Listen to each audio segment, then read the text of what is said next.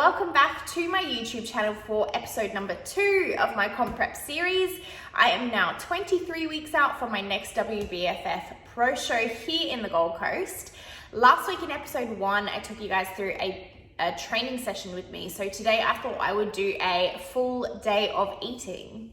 So I've just been out for my morning walk, and before I fix my first meal of the day, I'll chat to you guys a little bit about where I'm at the moment with my body and my food intake. So today is a training day for me. On my 4 training days, which are all lower body days, I eat more calories, more carbs on those days than I do on my non-training days. So currently I've got 4 lower body training sessions and 3 complete rest days where I just hit a step target on those days. So on those rest days, I do have less carbs, obviously, because I'm not really that active.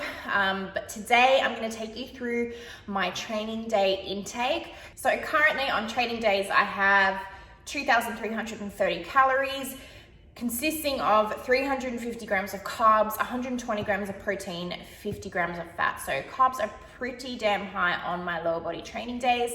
Remember, these are very specific to me and my body. I've been coaching with Melissa now for a couple years, since my first WBFF show. So we have a pretty good idea of what my body likes, and carbs definitely goes down well for me. So I typically have a very high carb diet. So on my 3 times non-training days, I've got 1855 calories, 140 grams of protein, 200 carbs, and 55 grams of fat. So different on my non-training days. I also get in 4 liters of water on my training days when I have 350 grams of carbs. On my non-training days, I try to get in 3 liters of water. So I'm pretty consistent with my water intake too. By the way, I love this drink bottle. It is a 1 liter drink bottle. It makes it so easy for me to make sure I'm getting in the water intake that I should be getting in each day. So at the moment, I'm weighing around 72.5 kilos, fluctuating give or take depending on the amount of carbs I have the day before. But it's roughly around 72.5 kilos is where I've been holding for the last couple of weeks. This is the heaviest I have ever been in my life, which is crazy to think. A couple of years ago, going over that 70 kilo mark would have been really uncomfortable for me in terms of body fat composition. But my composition now, while being over 72 kilos, feels great. So for me, this is a sign that I have gained a decent amount of muscle in the last couple of years. So being heavier on the scales is not always a bad thing. So this is currently my heaviest weight. Prior to my first WBFF show in 2019, the peak of my bulk, I was eating what I'm eating now. So I was eating about 2,300 to 2,400 calories. And at that point in time, I was weighing, I think, about just under 69 kilos. So there's a good 3 kilos difference between what I weighed back then at this point and what I'm weighing now. So so really muscle gains definitely coming in for my next pro show. A big part of muscle growth and progress requires you to step outside your comfort zone when it comes to eating enough food, possibly gaining a bit of body fat if you are relatively lean already, like I was. So for me, when I start to get to this point, it is uncomfortable a little for me. This is where I start to get the cellulite dimples under the right lighting. Stomach feels more bloated than normal because I'm eating so much food, but it is all for the right reasons, and it is all to gain muscle and to gain progress. If I didn't do this, I would just be, showing back up to stage every time looking exactly the same. So it is a big part of competition prep, is being able to push past that boundary and make sure you're fueling your body properly for that growth in between competitions. I think girls typically underestimate how good it is to be at maintenance for a decent amount of time. So many girls are always trying to diet, lose more fat, but at the same time, they want to grow a booty and they want to improve on their body shape and their body composition. You can't do all of that while constantly dieting in a deficit and not feeling your body. So being at maintenance at least, it can do so much good for yourself.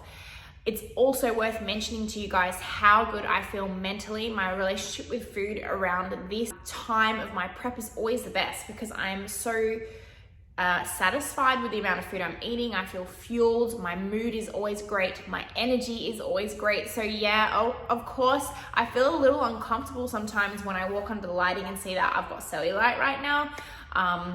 Or my stomach feels a little bloated because I've eaten a lot of food that day, but you've got to at some point look at the benefits and weigh up, you know, what's more important to you. I feel incredible right now when it comes to energy and mood, as opposed to when I'm dieting down and close to a show. Shit gets tough at that point. Your mood is never going to be on point. You never feel your best when you're dieting. So it is just great to note how good it is to, you know, be at maintenance and utilize maintenance periods, because this is where the most progress happens as well when it comes to muscle growth. From a coaching point of view, it is so important for me to bring up the fact as well that you cannot compare yourself to any girls who are getting on stage and competing. I know a lot of girls on Instagram try to compare themselves to these girls, and yeah, they might have zero cellulite because their body fat levels are so low, they've got amazing shape, they're defined, but often it is not maintainable at all. And you know, they have to put their lives into looking this way. It's simply not realistic to look this way as a maintainable lifestyle. So if my goal right now was to just feel my absolute best and put my energy into my business, my relationships around me, I would stay where I am right now. What I'm doing over the next 23 weeks is purely for competition. I'm competitive as well, so I want to do well, but it's not to say that what I will look like when I get to stage day is at all maintainable. And it's definitely not something that girls should strive to look like in everyday lifestyle. So guys, if you don't compete but you're on a journey to improving your physique and wanting to really push the limits when it comes to building a killer physique, my advice is to always remember the things that make you happy in life and always prioritizing those things. So being able to go out and socialize with your friends, have enough energy to put into your relationships with the people around you, into your business, actually going and enjoying your workouts and training, all of these things should always be a priority. And I have to say that often when you're trying to push to that perfection, which doesn't really exist, you have to sacrifice a lot of those things that actually make you happy. So in the end, you know, trying to get that lean, to drop that body fat, it's not always worth it. These are things that you have to be aware of when you are on that journey to improving your physique. You know, always remember what is most important in life and never compare yourself to anyone else. Focus on your own journey and what matters to you most. I'll also say that competition prep for me fits into my lifestyle so easily. I don't really have any difference between the way I do things during prep and the way I do things in an off season when I'm not prepping. And that is the same with my partner Warren as well. So we both live this same lifestyle, which makes it so easy on our relationship. We just both get it. We're both really supportive of that. And so it makes it really easy for both of us. So this isn't always the case with people who do want to do competition prep. Often it is a drastic change between regular lifestyle and competition prep lifestyle. So also something to keep in mind. Anyway, guys, I'm bloody starving. I have pushed out my breakfast now a little bit this morning. So I've still got to get in 2 meals before I head to the gym to do my training session. So I've got to eat, but let me take you guys through meal number 1 of the day, which is my protein oats.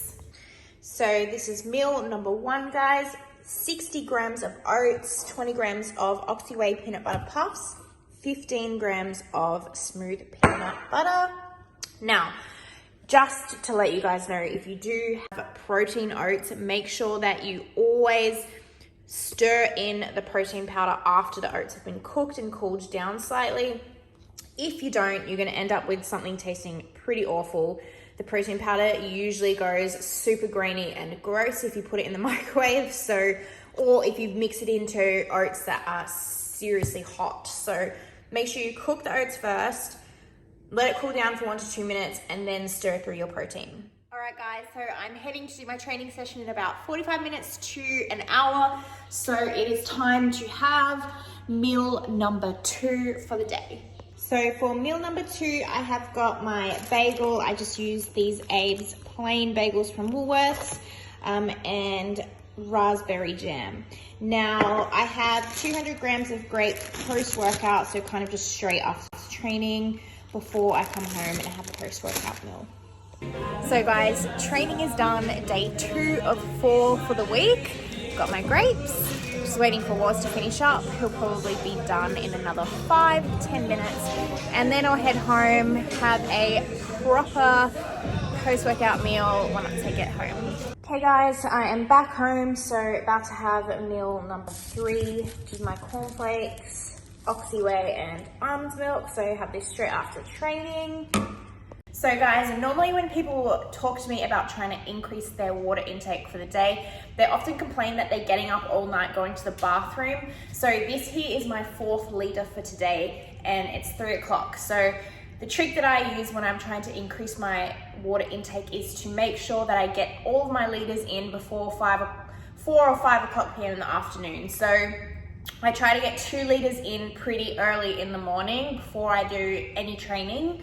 And then I'll have 1 liter throughout my training session, and then I've saved the last liter for post-training. So I will get down this liter before 4 or 5 o'clock tonight, and then usually I'm fine. I don't have to get up during the night. So guys, it's 5 o'clock p.m. I'm just about to eat my meal 4 of the day. So beautiful outside, as you can see. Had so many incredible sunsets.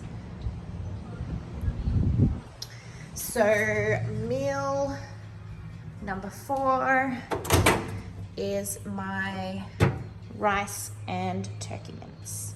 So nothing too fancy here. This has been bulk cooked for my week, so I just weigh it out and heat it up, and this is the spice that I use on my turkey mince. So guys, it's 7 p.m. It is dinner time. Waz is making his steak and greens, and I am making my prawn linguine. So I'll show you guys what meal 5 looks like for me. So this is my meal 5 prawn pasta. So it's got prawns, pasta, tomato sauce, olive oil, and Parmesan cheese. Guys, of course there is always room for dessert. I'm such a dessert girl. I have to have something before I go to bed every night. So I'll show you guys what meal 6 is for my day. Final meal for the day. So I have 2 packets of the small Cobb's sweet and salty popcorn, and these ice cream desserts are so tasty. So this will be a ongoing dessert for me, I think, for a couple of weeks ahead. So there you have it, guys. That is a full day of eating with me today on my higher carb training day meals. I hope you enjoyed this episode, and stay tuned for episode number 3 of my comp prep series. Next time, I'll be taking you through one of my favorite leg sessions in my current program, which is my squat day. So stay tuned for then.